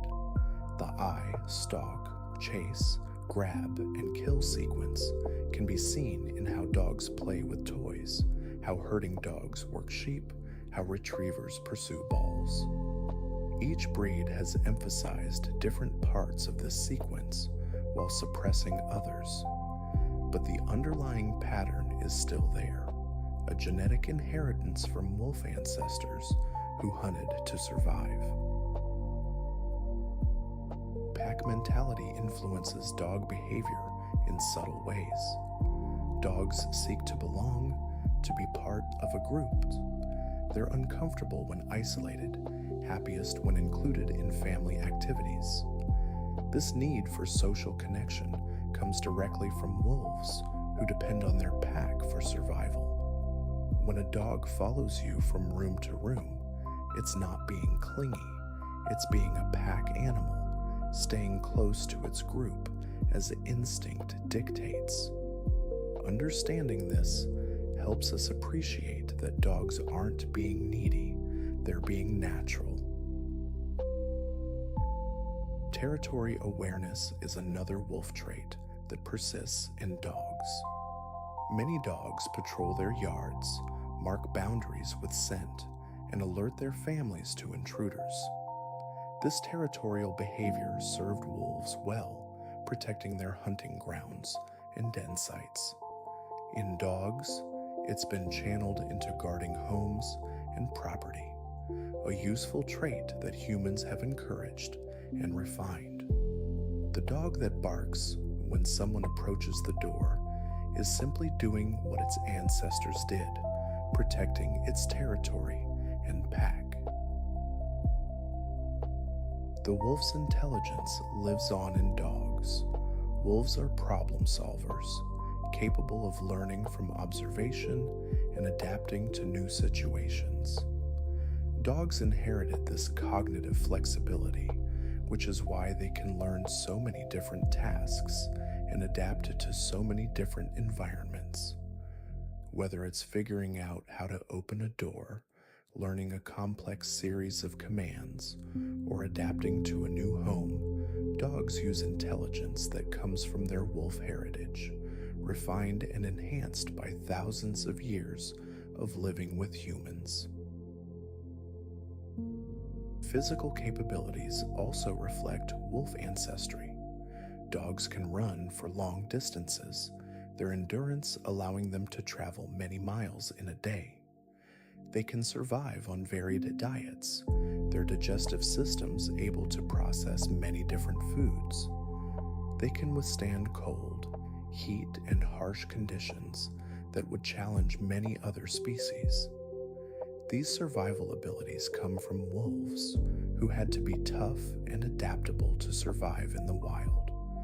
Dogs retained these capabilities even as they became domesticated. Yet dogs are not wolves. The differences are as important as the similarities. Dogs are more tolerant of strangers, more willing to accept new pack members, more flexible in their social structures. They mature more slowly, retaining juvenile characteristics into adulthood. They're more vocal, more playful, more attuned to human communication. These differences are what make dogs dogs, what allowed them to become our companions rather than remaining wild predators. Some people romanticize wolves and wish their dogs were more wolf-like, but this misunderstands both species. Wolves are magnificent in their wildness, perfectly adapted to their ecological niche. Dogs are equally magnificent in their domesticity, perfectly adapted to life with humans. Neither is better or worse, they're simply different, each suited to their own way of life. Appreciating dogs means accepting them as they are, not wishing they were something else. The wolf within the dog is a gift, not a problem. It gives dogs their intelligence, their physical capabilities, their social nature. But it's balanced by the changes that domestication brought, the traits that make dogs uniquely suited to partnership with humans. Understanding both the wolf heritage and the dog innovations helps us appreciate the full complexity of these animals, the wild and the tame existing together in one remarkable species. When you look at a dog, you're seeing 20,000 years of evolution. The wild wolf transformed but not erased, the domestic companion built upon a foundation of wilderness. It's a beautiful paradox, a creature that is both ancient and modern, wild and tame, independent and devoted. The wolf within reminds us that dogs are not human creations, but partners in a shared journey, beings with their own nature and their own needs, deserving of our respect as well as our love. Feel yourself drifting deeper into calm as we explore some specific stories from history, moments when individual dogs left their mark on the human record. In ancient Pompeii, preserved by volcanic ash, archaeologists found the remains of a dog lying across a child, apparently trying to protect the young one even as disaster struck. The dog wore a collar with an inscription saying it had saved its owner's life 3 times. This single artifact speaks volumes about the bond, about loyalty that persisted even in the face of death. In ancient Greece, a dog named Argos waited 20 years for his owner, Odysseus, to return from war. According to Homer's epic, Argos was the only one who recognized Odysseus when he finally came home in disguise. The old dog, lying on a pile of refuse, too weak to rise, wagged his tail and died content, having seen his beloved human one last time. Whether myth or memory, the story captures something true about dogs, their capacity for patience, recognition, and unwavering devotion. In Japan, the story of Hachiko became legendary. This dog accompanied his owner to the train station each day and waited for his return each evening. When the owner died suddenly at work, Hachiko continued to wait at the station every day for nearly 10 years until his own death. A statue now marks the spot where he waited, a tribute to loyalty that transcends understanding. Hachiko's story resonates because it exemplifies what we know to be true about dogs. They don't forget, and they don't give up on those they love. During the First World War, a dog named Stubby became a decorated war hero. He warned soldiers of gas attacks, located wounded men in no man's land, and even caught a spy. He served in 17 battles and was promoted to sergeant, the only dog to ever receive such a rank. Stubby's story shows how dogs can rise to extraordinary challenges, how their intelligence and courage can save lives. After the war, he lived peacefully, visiting veterans and bringing comfort to those who had suffered. In the Antarctic, sled dogs made exploration possible. Teams of dogs pulled supplies across frozen wastes, their endurance and strength enabling humans to reach the South Pole. When Ernest Shackleton's ship was crushed by ice, the sled dogs had to be left behind, a decision that haunted the explorers. The dogs had been partners in the truest sense, sharing the hardships and dangers of polar exploration. Their contribution to human achievement in the harshest environment on Earth cannot be overstated. Laika, the Soviet space dog, became the first animal to orbit Earth in 1957. She didn't survive the journey, a fact that caused controversy and sadness. But her flight paved the way for human spaceflight, proving that living beings could survive launch and weightlessness. Laika's story is bittersweet, a reminder that dogs have served humanity even at great cost to themselves. Today, she's remembered not just as a scientific subject, but as a brave soul who ventured where no animal had gone before. Balto, a sled dog in Alaska, led his team through a blizzard to deliver medicine to Nome during a diphtheria outbreak in 1925.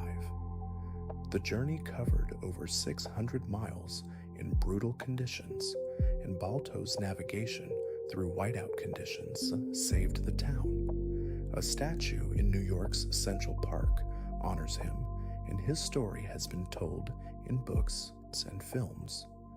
Balto represents all the working dogs who have served humanity with courage and determination, often in circumstances that tested them to their limits. These stories, and countless others like them, show the range of ways dogs have touched human lives. From ancient times to the modern era, from everyday companionship to extraordinary heroism, dogs have been there. Each story is unique, but all share common themes: loyalty, courage, devotion, and an unbreakable bond between species. These aren't just stories about dogs, they're stories about relationship, about what becomes possible when two species truly partner with each other.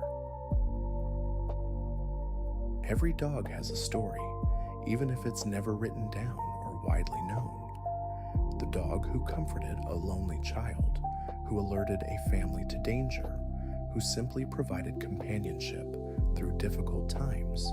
These dogs are heroes too.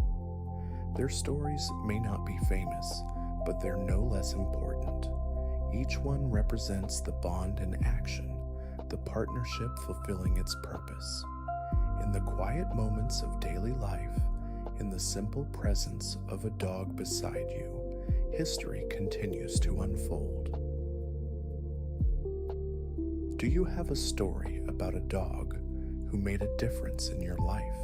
Perhaps a childhood companion who was always there, or a dog who helped you through a difficult time. These personal stories are part of the larger narrative, threads in the tapestry that connects us all to that first wolf by the fire.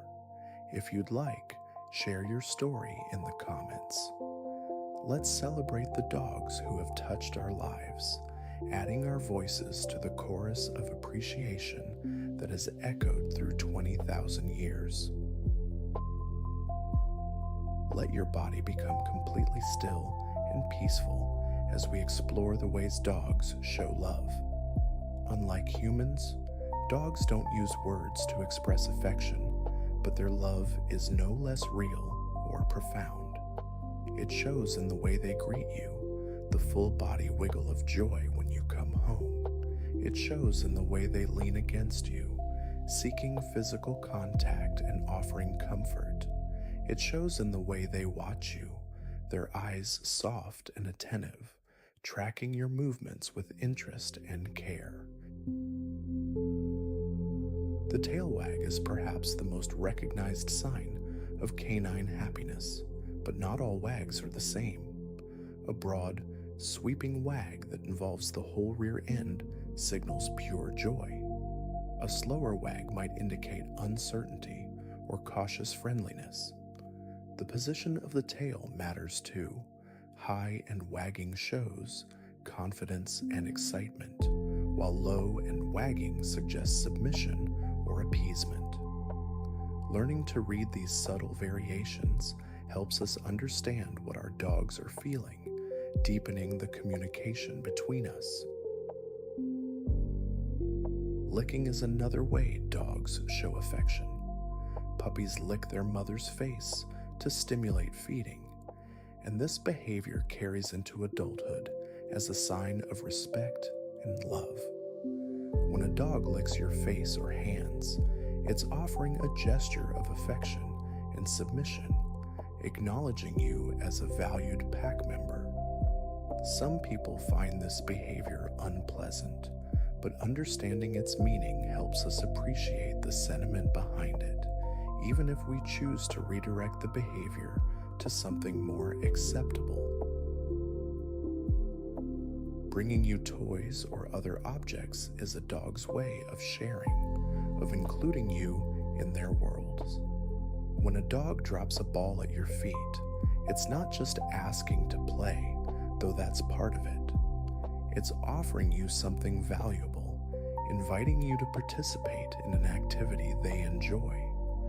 This sharing behavior shows trust and affection, a desire to spend time together doing something mutually enjoyable. It's a simple gesture, but it speaks to the social nature of dogs and their desire for connection. Sleeping near you, or even on you, is a profound expression of trust and affection. In the wild, sleeping is a vulnerable time, and animals choose their sleeping companions carefully. When a dog curls up beside you or rests its head on your lap, it's saying that it feels safe with you, that it trusts you completely. This vulnerability is a gift, an expression of love that goes beyond words. The warmth of a sleeping dog, the gentle rhythm of its breathing, these are forms of communication that touch the heart. Following you from room to room isn't clinginess, it's companionship. Dogs are pack animals, and staying close to pack members is natural behavior. When your dog follows you, it's choosing your company, wanting to be near you, even if you're just doing mundane tasks. This constant companionship is one of the great gifts dogs offer, the assurance that you're never truly alone, that someone cares about your presence and wants to share your space. The soft eyes, the relaxed face, the gentle approach, these are all signs of a dog's love. When a dog looks at you with soft, slightly squinted eyes, it's the canine equivalent of a smile. When it approaches slowly and gently, rather than with the bouncing energy of play, it's offering calm affection. These subtle signals are easy to miss if you're not paying attention, but they're constant reminders of the bond, small moments of connection that happen throughout the day. Protecting you is another expression of love. When a dog positions itself between you and a perceived threat or alerts you to something unusual, it's fulfilling its role as pack member and guardian. This protective instinct comes from genuine care, a desire to keep you safe. Even small dogs will attempt to protect their humans, their courage far exceeding their size. This willingness to face danger for your sake is perhaps the ultimate expression of canine devotion. Responding to your emotions is a sophisticated form of love. When you're sad, your dog may become quiet and stay close, offering silent comfort. When you're happy, your dog may become excited, sharing your joy. This emotional attunement shows that dogs care about your well-being, that your feelings matter to them. They can't fix your problems or offer advice, but they can be present, and sometimes presence is exactly what's needed. This empathetic response is one of the most valuable gifts dogs offer. All these behaviors, and many more, make up the language of canine love. It's a language without words, but it's no less eloquent for that. Dogs speak through action, through presence, through the countless small ways they show they care. Learning to read this language, to recognize and appreciate these expressions of affection, deepens the bond and enriches the relationship. When you understand how your dog says, "I love you," you can respond in kind, creating a dialogue of affection that benefits both of you. Allow your mind to become quiet and still as we contemplate one of the greatest gifts dogs offer: simple presence.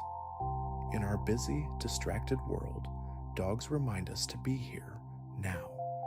They don't worry about tomorrow or regret yesterday. They exist fully in the present moment, finding joy in simple things: a walk, a meal, a patch of sunlight to lie in. This mindfulness, this ability to be completely present, is something humans struggle with, but dogs do naturally. Being with a dog can teach us this valuable skill. Dogs don't multitask. When they're eating, they eat. When they're playing, they play. When they're resting, they rest. This single-pointed focus is something we can learn from.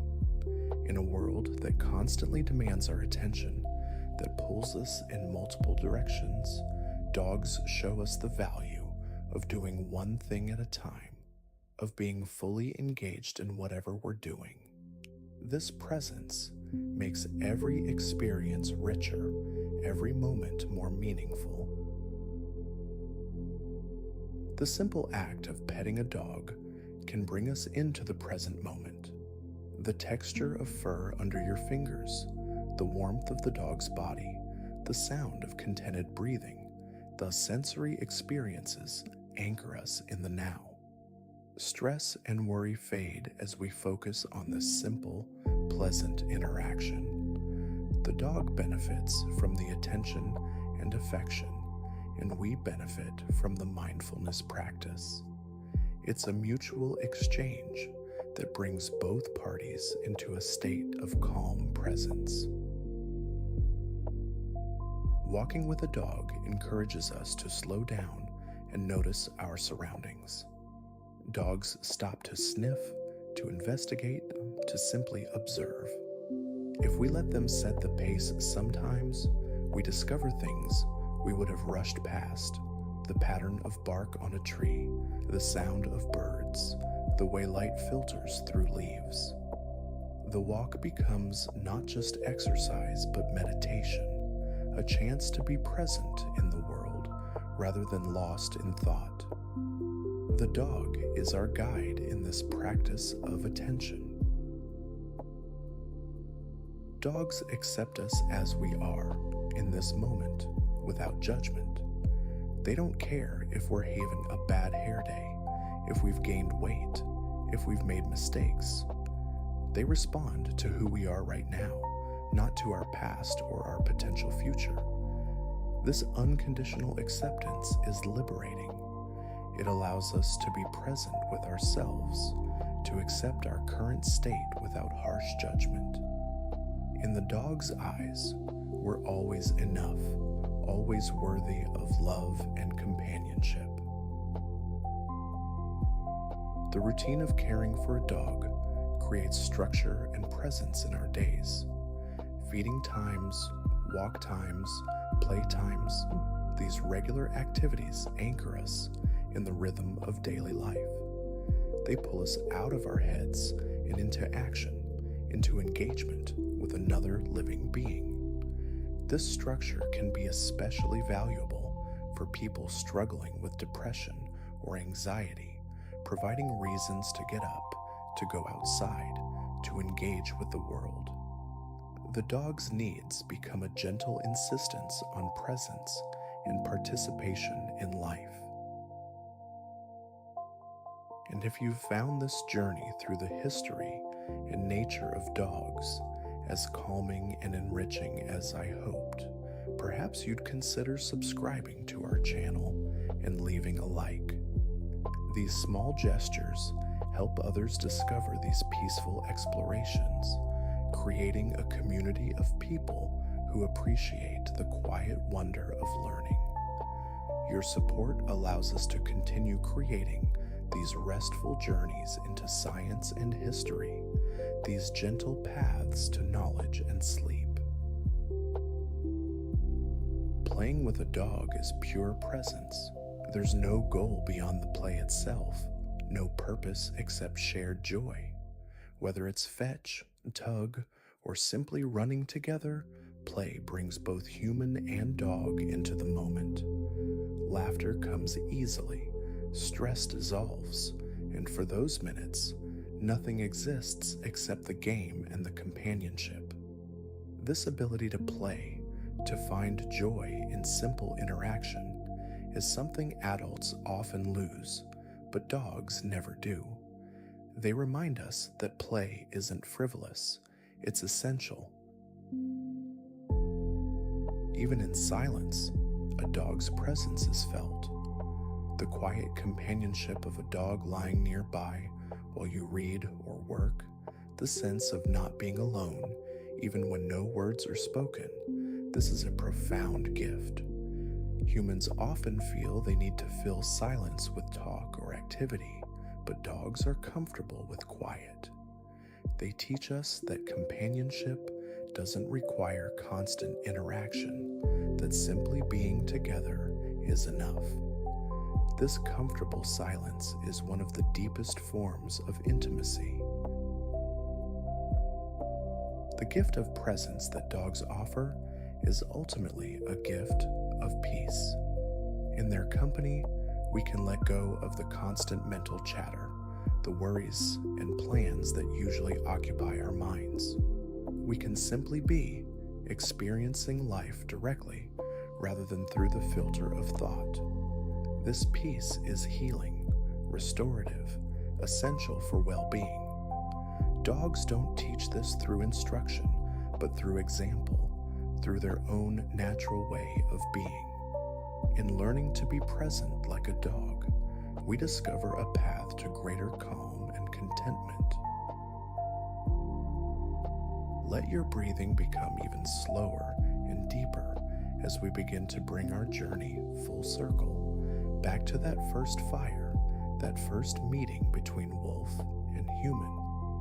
Everything we've explored, all the science and history, the stories and insights, all of it traces back to that moment of connection. Two species, each with their own needs and abilities, finding in each other something that made both stronger, safer, less alone. It was the beginning of something unprecedented in nature, a partnership that would reshape both species. That first wolf couldn't have known what it was starting. It was simply making a choice based on immediate needs: food, warmth, safety. But that choice echoed forward through time, creating ripples that spread across the world and down through the millennia. Every dog alive today is a descendant of that decision, that moment when a wild animal chose to trust, to approach, to stay. It's humbling to think that such a small choice could have such enormous consequences. The humans around that fire couldn't have known either. They were simply living their lives, trying to survive in a challenging world. When they allowed a wolf to approach, when they shared food or warmth, they weren't thinking about the future. They were responding to the moment, to the opportunity that presented itself.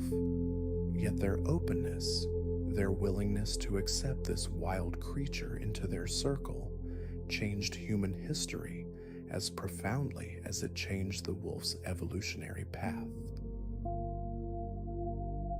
The partnership that formed was truly mutual. Neither species domesticated the other in the sense of one controlling or changing the other through force.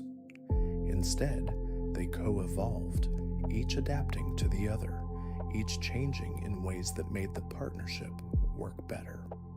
Humans became better at communicating with dogs. Dogs became better at understanding humans. Both species' brains changed. Both species' behaviors shifted. It was evolution in action, driven not by competition, but by cooperation.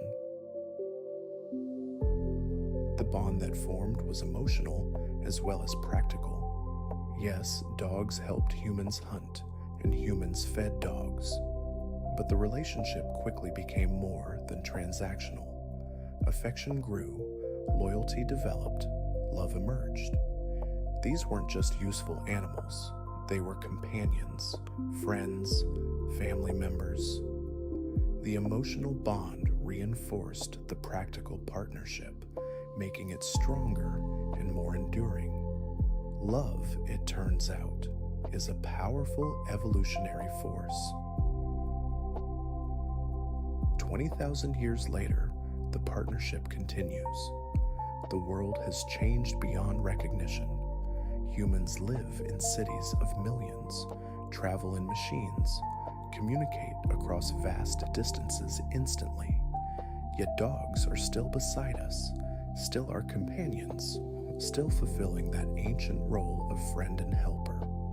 The specifics have changed, the context is different, but the fundamental relationship remains the same.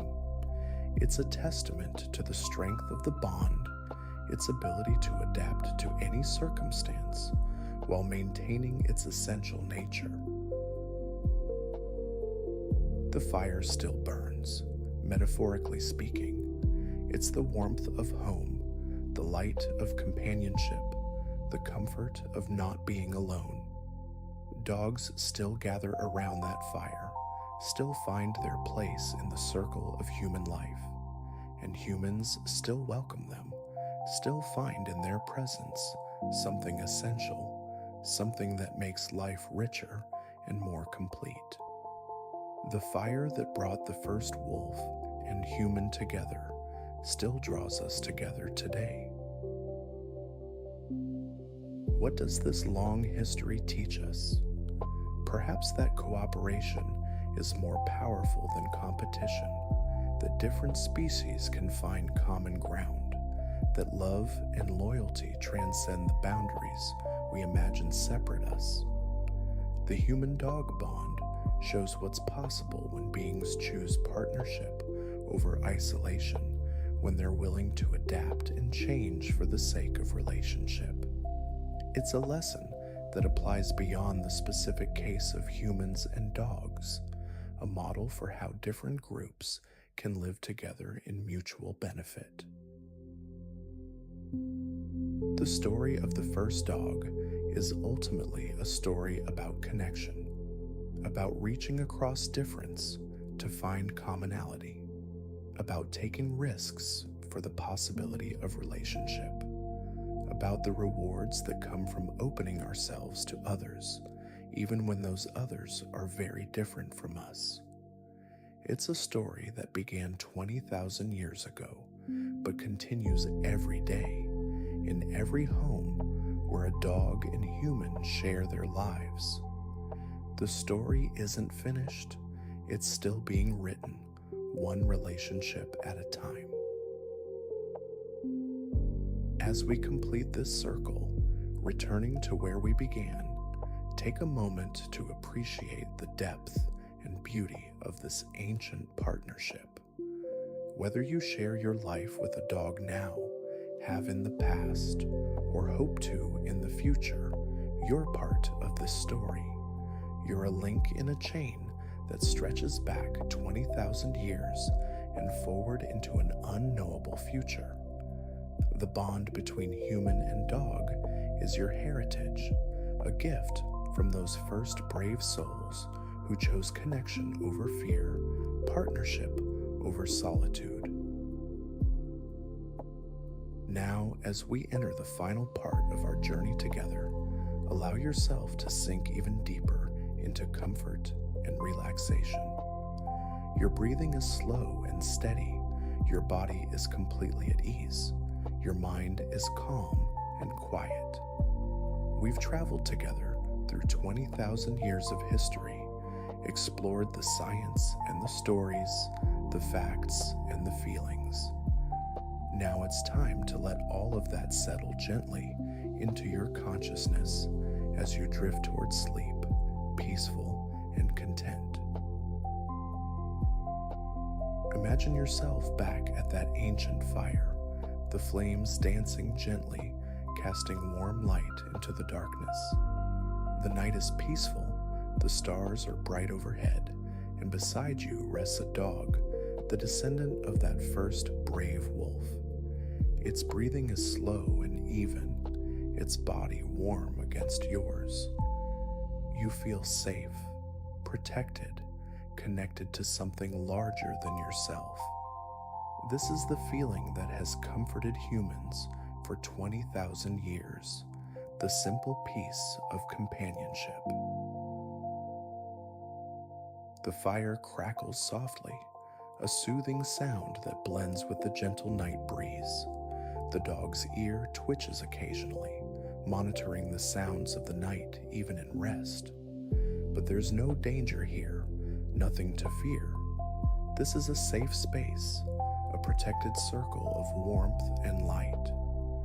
You can let go completely, trusting in the vigilance of your companion, allowing yourself to sink into the deepest, most restorative sleep.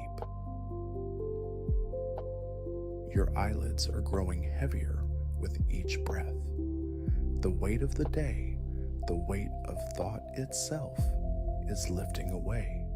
You're floating in a space of perfect calm, supported by the knowledge of this ancient bond, this connection that has endured through ice ages and migrations, through the rise and fall of civilizations.